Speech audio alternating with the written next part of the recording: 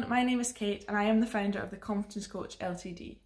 I help mainly ladies increase their confidence by helping them let go of society's expectations and instead learning to love themselves as they are. During this video for the Return to Strength page, I'm going to briefly share with you my story and the best way you can increase your confidence today. My story starts when I was maybe about 10. It was definitely before puberty though. I was sporty and I always felt like I was the big one in my social group. I had broad muscular shoulders and legs, but when I looked at my friends, they were all really thin and pretty. I never saw myself that way. I definitely never saw myself as pretty. So I decided if I couldn't be pretty, I would be thin. This is where my disordered eating started. I starved myself on a daily basis and had huge binges, ultimately making me feel like a failure. This, on top of already low self-esteem I had before, really knocked my confidence. Throughout school, I always felt rejected, mainly because I didn't think I was worthy of anyone, so I pushed everyone away. Fast forward about 5 or 6 years of doing this on a continuous cycle, I went to uni. My confidence was insanely low and I hated how I looked, but on one of the first nights out, once I'd had a fair few drinks, I got some male attention, and this was the first time I felt a guy was looking at me and actually liking what he saw. I started to then base my value on whether I could pull on a night out or not. If I did, great, keep doing what I'm doing. If I didn't, I clearly wasn't appealing enough, I better starve myself some more. I didn't realise how much this was affecting my life and how people saw me till one night when I was on holiday with friends. I ended up by myself and didn't want to walk home alone, so I phoned a friend to ask if they could walk me back. His accommodation was closer than mine, so he told me to crash at his and he'd sleep on the floor. He didn't.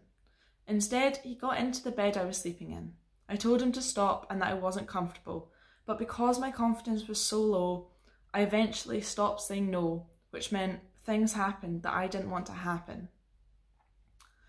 After this, my confidence had never been lower. I'd never felt more alone and I didn't think I could turn to anyone. I don't want to bore you with all the details, but this feeling went on for a number of years. Then I had an epiphany moment. I remember it so clearly. A couple of weeks before, I'd come out of a serious relationship where I'd completely lost myself. But at this moment, I was in the process of finding what I enjoyed again. I was in the gym and I looked in the mirror. For the first time, I thought, you look all right. It was at that moment that I realised the way I saw myself had nothing to do with how I looked, and it had everything to do with how I felt inside. I realised that confidence was not achieved from being the most muscular, or getting with the most amount of guys, or being the skinniest. It is achieved through believing in yourself. I couldn't believe that I had spent over 12 years of my life, pretty much my whole adolescence, telling myself that I needed to be different in order to be accepted. It was at that moment that I vowed to help others achieve confidence from within, instead of promoting weight loss or only being confident if you were physically strong.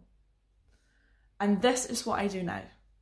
I have helped dozens of ladies achieve confidence without changing a single thing about their bodies. We promote healthy living that feels good for them, as well as mindset coaching, proven to boost confidence.